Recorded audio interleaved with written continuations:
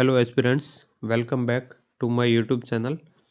तो बहुत से लोगों के मैसेज आ रहे थे कि सर रिवीजन हो गया है और अब लास्ट के 3 दिन में क्या पढ़ें कि एग्ज़ाम के लिए है जो फ़ायदेमंद हो। लास्ट के 3 दिन में अगर आप सरसरी नज़रों से लगभग 70% पाठ्यक्रम को देख लेते हो तो आप में एक कॉन्फिडेंस तो आएगा ही आएगा और उसमें से आपको सारी चीज़ें हैं जो ताज़ा हो जाएगी माइंड में और एग्ज़ाम में आपको बहुत ही फ़ायदा होगा उससे। ठीक है, तो मैं आपको बताता हूँ जैसे कि ये भूगोल है। ठीक है, फर्स्ट चैप्टर है भौगोलिक स्वरूप। तो इसमें आप देखोगे तो जो राजस्थान की अरावली की चोटियाँ हैं 10 टॉप। ठीक है, वो टॉप 10 चोटियों को आप याद कर लें कि उनकी ऊंचाई कितनी है। ठीक है, और इसके अलावा जो क्षेत्रफल के अनुसार बड़े ज़िले हैं 5 ज़िले, उनको याद कर सकते हैं। और एक वो बालू का स्तूप है ना, हम्मादा वगैरह है ना, तारा बालू का स्तूप वगैरह, वो बालू का स्तूप याद कर लें, बस इतना खूब है। ठीक है, और जैसे मानसून तंत्र एवं जलवायु ये है, तो इससे आप कोपेन, थॉर्नवेट और त्रिवार्था है ना, उनके जो जलवायु वर्गीकरण है ना, BWSW, BSSW, CWG वगैरह, उनको याद कर लें। बस 4 टाइप है, उनको याद कर लें। डिटेल में नहीं, इतने याद कर लें कि कौन कौन से हैं इनके। ठीक है, और इसके अलावा इसमें जो सर्वाधिक वर्षा वाला स्थान, सर्वाधिक वर्षा वाला ज़िला है ना, ये याद कर लें। और अपवाह तंत्र में आपको क्या याद करना है, इसमें जो मुख्य नदियाँ हैं ना, सारी नदियाँ नहीं, मुख्य नदियाँ कौन सी है, चंबल, बनास, लूणी और माई, इन 4 नदियों के उद्गम स्थान। ठीक है, उद्गम कहाँ से होता है ये, और इनकी सहायक नदियाँ। ठीक है, सहायक नदियाँ, और इन पर बने बांध। ठीक है, बांध, बस इतना याद कर ले, खूब है। और ज़िले हैं, तो ज़िलों में आपको क्या याद करना है, ज़िलों में एक तो सांभर ज़िले, सांभर, और दूसरी जैसमंद और राजसमंद, बस इतना काफ़ी है। ठीक है, और इसके बाद भी याद करना चाहो तो एक नक्की ज़िले है, राजस्थान की सबसे ऊंची झील। ठीक है, बस इसके अलावा ज़िलों में आपको कुछ भी याद करने की ज़रूरत नहीं है अभी लास्ट टाइम में। इतना रिवीजन काफ़ी है, मतलब महत्वपूर्ण यही है। ठीक है, और इसके बाद जो अगला चैप्टर है अपना, ये वन संपदा। वन संपदा में पहली वन नीति कब आई, ठीक है, जैसे 2010 में, ये याद कर लिया। ठीक है, उसके बाद है जो प्रशासनिक दृष्टि से वनों का वर्गीकरण है ना, जैसे आरक्षित कितने हैं, रक्षित कितने हैं और अवर्गीकृत कितने हैं। ठीक है, वो प्रतिशत में भी याद कर लेना। इसके अलावा IFSR की एक रिपोर्ट आती है, वन रिपोर्ट, उसके अनुसार सर्वाधिक वन वाले 4 ज़िले, कितने, 4 ज़िले, और न्यूनतम वन वाले भी 4 ज़िले। ठीक है, 4 ज़िले याद कर लेना। ठीक है, और इसके अलावा उष्णकटिबंधीय कांटेदार वन कौन से हैं, खेजड़ी वगैरह जो पश्चिमी राजस्थान में पाए जाते हैं ना, वो बस काफ़ी है। और जैसे ये वन्य जीव जंतु, वन्य जीव संरक्षण और अभ्यारण्य, ये वाला चैप्टर है अगला, इसमें से आपको क्या याद करना है, इसमें से प्रमुख अभ्यारण्य कौन कौन से है, रणथंभौर है, सरिस्का है, केवलादेव है, मुकुंदरा हिल्स है और रामगढ़ विस्तारी है, बस। ठीक है, और वन्य जीव संरक्षण अधिनियम कब आया, 1972 में। ठीक है, वो याद करना है, मतलब इतना ही याद करना और आगे कुछ डिटेल में नहीं। ठीक है, और राष्ट्रीय उद्यानों की संख्या कितनी है ना, बस इतना ही। लास्ट टाइम इतना ही हो पाएगा और इतना ही करें आप, और यही इम्पोर्टेंट है। ठीक है, मृदा एवं मृदा संरक्षण, इसमें आपको क्या करना है, मिट्टियों का जो अंतर्राष्ट्रीय वर्गीकरण है ना, वो आपको देखना है। कौन सा, इसमें एंटीसॉल्स है ना, एंटीसॉल्स, इसके अलावा एल्फीसॉल्स, इंसेप्टिसॉल्स, वर्टिसॉल्स, एरिडिसॉल्स। ठीक है, कौन कौन से क्षेत्र में कौन कौन सी मिट्टियाँ पाई जाती, ये आपको याद करना है, ये बहुत ही महत्वपूर्ण है, ठीक है। और इसके अलावा रंग के आधार पे मिट्टियाँ हैं, तो लाल पीली मिट्टी कहाँ पाई जाती है वो एक याद कर लेना, ये काफ़ी है, ठीक है। और इसके अलावा है जो राजस्थान की प्रमुख फसलें, ये वाला चैप्टर है, इसमें आपको 10 कृषि जलवायु प्रदेश है ना, कृषि जलवायु प्रदेश, तो उनके अनुसंधान केंद्र है ना, वो आप याद कर लेना, ठीक है। और एग्रो फूड पार्क इसमें याद कर लेना, एग्रो फूड पार्क है ना, कितने राजस्थान में वर्तमान में 4 है ना। और केंद्रीय कृषि फॉर्म कहाँ है आपको पता ही है, सूरतगढ़, गंगानगर, है ना। और अगले चैप्टर में देखते हैं जनसंख्या घनत्व, साक्षरता और लिंगानुपात, ठीक है। इसमें क्या क्या आ सकता है, इसमें आप है जो लिंगानुपात वगैरह याद कर लेना, ठीक है। और साक्षरता प्रतिशत याद कर लेना, और सर्वाधिक जनसंख्या घनत्व न्यूनतम कहाँ है, और सर्वाधिक साक्षरता वाला जिला, न्यूनतम साक्षरता वाला जिला, ये सब याद कर लेना, बस काफ़ी है। और अगले चैप्टर में कौन सा था, हाँ, जनजातियाँ, तो इसमें आप ये याद कर लेना, हाँ, इसमें जनजाति कुल कितनी है वो याद कर लेना, ठीक है। और इसके अलावा आप है जो सर्वाधिक कौन सी जनजाति है, उसके बाद कौन सी है, उसके बाद कौन सी है, उसके बाद कौन सी, उसके बाद कौन सी है ना, 3-4 जनजातियाँ ऐसे याद कर लेना। और इन जनजातियों का मुखिया होता है, उनको क्या कहते हैं, मुखिया, ठीक है। और उसके बाद है धात्विक एवं अधात्विक खनिज, ठीक है। तो इसमें मुख्य मुख्य जो खनिज है उनकी खाने याद कर लेना, जैसे कि एक तो रॉक फॉस्फेट हर बार पूछते हैं लगभग, और लो एस की पूछते हैं, फ्लोराइड की पूछते हैं, सीसा जस्ता की पूछते हैं, और संगमरमर है।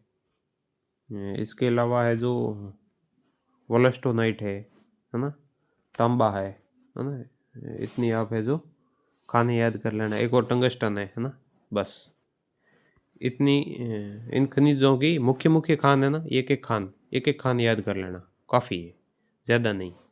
जो बुक में इस खनिज के बाद में जो पहली खान दी हुई होगी वो मुख्य होगी, ठीक है, सारी याद नहीं करनी है, ठीक है। इतना एक बार रिवाइज कर लेना, कहने का मतलब आँखों से निकाल लेना। इसके बाद है राजस्थान के ऊर्जा संसाधन, इसमें आप क्या याद करोगे ऊर्जा संसाधन में,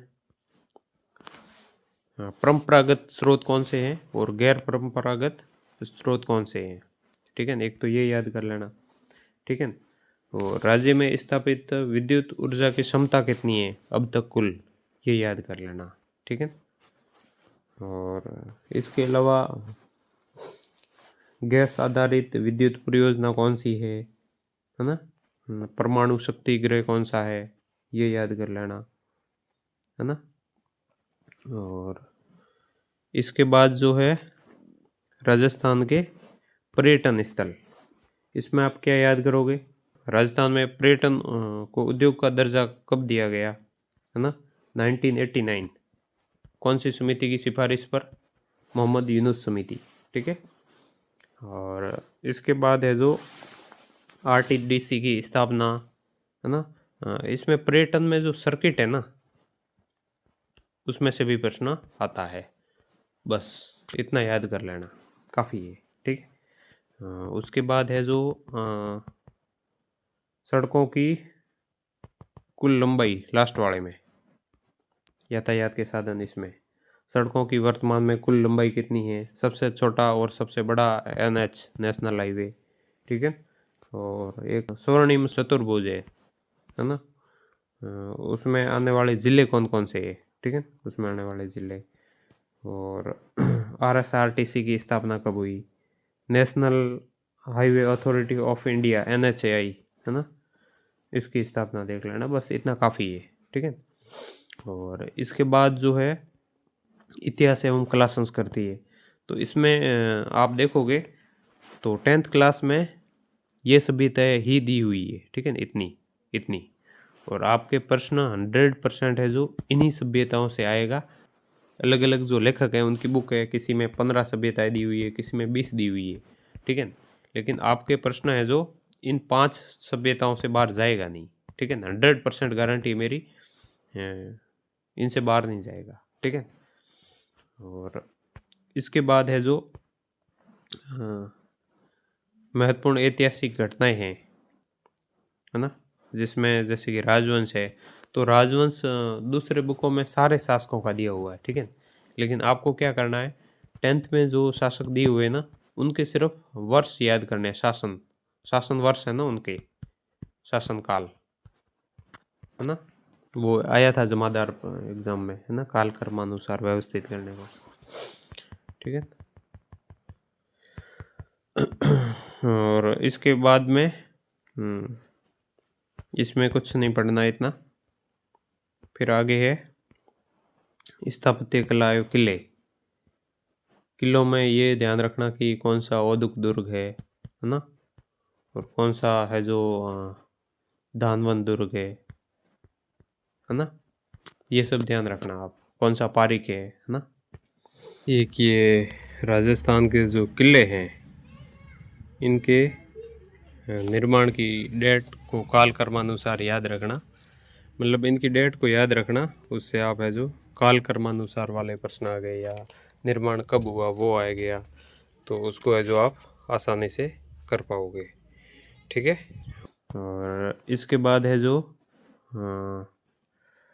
स्थापत्य कला, है ना, जैसे कि कीर्ति स्तंभ प्रशस्ति के रचनाकार कौन है, वो पूछा था सवाल। ठीक है।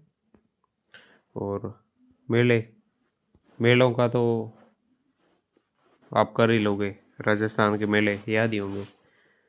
त्योहार है, लोक कला है ना, लोक संगीत है, लोक नाट्य है, लोक नृत्य है, ये सब देख लेना आप।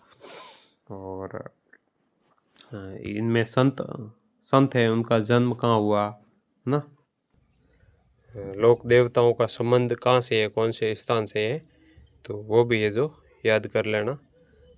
मुख्यतः 7-8 लोक देवता है।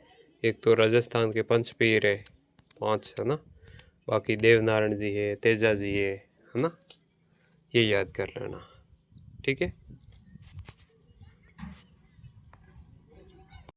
ऐतिहासिक स्थल है ये भी देख लेना, कौन सा किला कहाँ पर है ना। और प्रमुख व्यक्तित्व इसमें भी देख लेना, जो केसरी सिंह बारठ वगैरह, ये सब कौन से स्थान से इनका संबंध है। ठीक है। वस्त्र एवं आभूषण, आभूषण से भी प्रश्न बन सकता है, आप देख लेना कौन सा आभूषण कहाँ पहना जाता है, थोड़ा बहुत देख लेना ऊपर ऊपर से, है ना। चित्रकलाएँ, चित्र शैलियाँ है ना, जैसे नाथद्वारा है, उदयपुर है, मारवाड़ है, किशनगढ़ है, ये थोड़ा थोड़ा ऊपर से देख लेना। 1857 की क्रांति राजस्थान में पहले कहाँ पे हुई, उसके बाद कहाँ हुई, उसके बाद कहाँ हुई, ये थोड़ा है जो ध्यान रखना उनकी डेट सहित। ठीक है।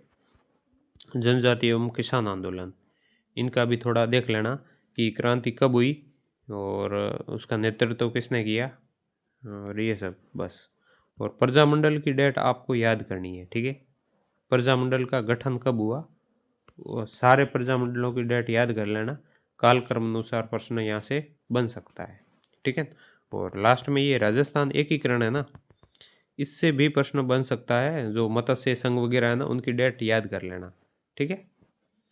और इसके बाद है जो राजस्थानी भाषा, बोलियाँ कौन सी बोली, मतलब कौन से क्षेत्र में बोली जाती है, जैसे मारवाड़ी बोली है तो मारवाड़ के ज़िलों में बोली जाती है, तो वो ध्यान रखना कि भाई ये मारवाड़ी इन ज़िलों में बोली जाती है। ठीक है।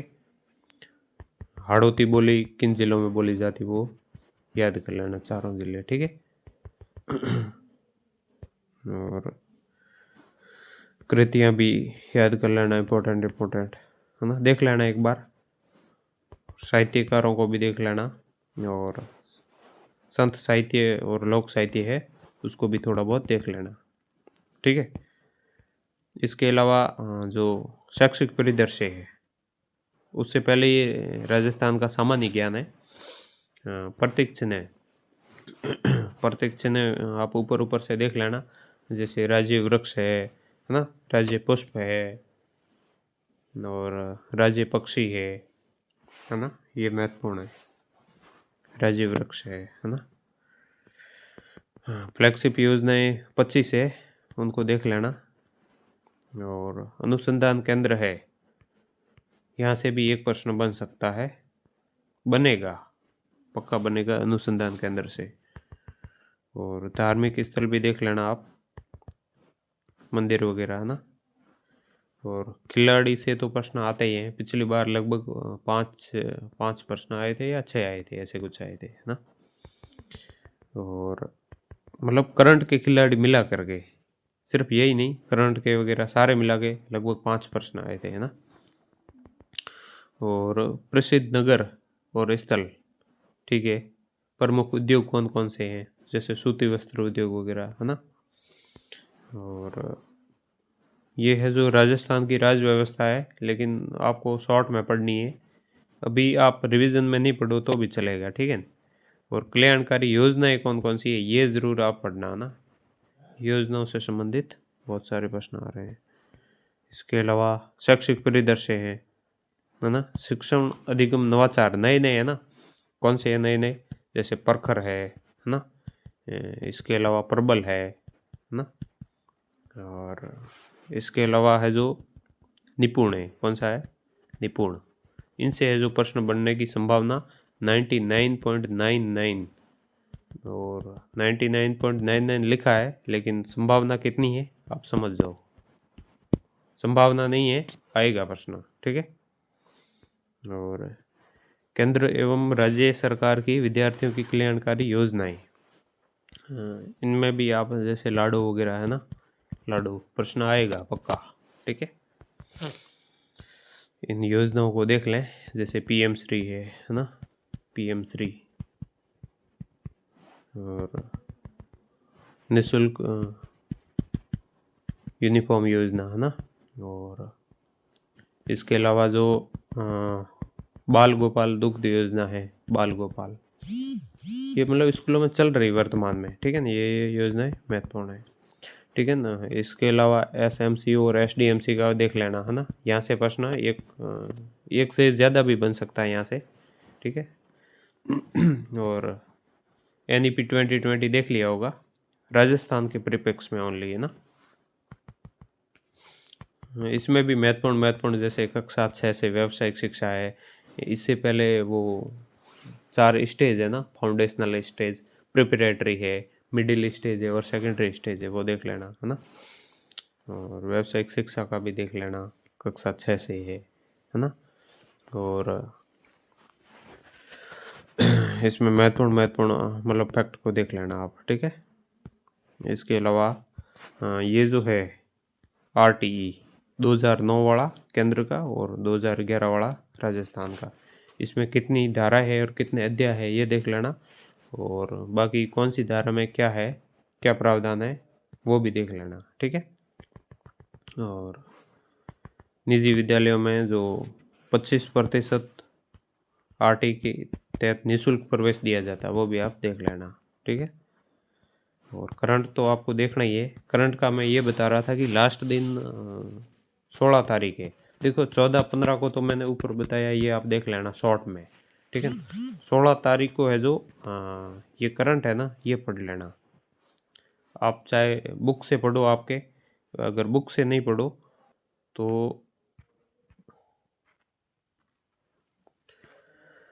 तो ये है जो एक बुक आती है मुम्मल की, ऑब्जेक्टिव है ये, देख लो, ये जनवरी से दिसंबर तक 2025 है ना, ये ऑब्जेक्टिव है। इसमें जो भी आपने करंट पढ़ा है उसकी प्रैक्टिस हो जाएगी अच्छे से, ठीक है। तो ये आप 16 को सफ़र में ख़रीद लेना, सफ़र में पढ़ लेना, इसमें कितने 100 से 150 पेज तक होंगे, आराम से पढ़ लोगे आप, ठीक है। तो मेरे एक दोस्त है गजेंद्र सिंह जी, उन्होंने मतलब ये लास्ट दिन खरीदी थी, पिछले एग्ज़ाम में सफ़र में पढ़ी थी, आधी से भी कम पड़ी थी शायद, और उसमें सीधे सीधे 2 प्रश्न उनको मिल गए और उन 2 प्रश्नों की वजह से उनका सिलेक्शन हुआ है। ठीक है ना, तो आप भी ये देख सकते हो। मैं नहीं फोर्स करूँगा कि आपको ये लानी है, आप देख लें, आपको सही लगती है तो ले आएँ, क्योंकि ये ऑब्जेक्टिव है। ठीक है, ये देख लो, इनके पास में उत्तर दिए हुए, आप प्रश्न पढ़ के सीधा उत्तर देख सकते हो, है ना। और इसके अलावा मैं आपको क्या बता रहा था, हाँ, विद्यालय विषय देखने की ज़रूरत है नहीं अभी। ठीक है, इसमें कुछ देखना चाहो तो वॉइस है, नरेशन है, ये 1-2 देख लेना। और इसके अलावा है जो आप SST में अगर कुछ देखना चाहो 1-8 टॉपिक तो देख लेना, 1-2 टॉपिक। ठीक है, इसके अलावा शिक्षण विधियों में भी कुछ देखने लायक इतना टाइम बचा है नहीं। ठीक है ना, आपने रिवीजन में देख लिया होगा ये सब, है ना। इसके अलावा शैक्षणिक मनोविज्ञान, अगर इसमें कुछ पढ़ सकते हो थोड़ा बहुत तो पढ़ लेना, नहीं तो कोई दिक्कत नहीं। ठीक है ना, ऊपर का 180 नंबर वाला जो पार्ट मैंने बताया है वो उसमें आप ऊपर से सरसरी नज़रों से देख लेना, मतलब इम्पोर्टेंट फैक्ट है ना यहाँ तक, वो आप देख लेना। ठीक है।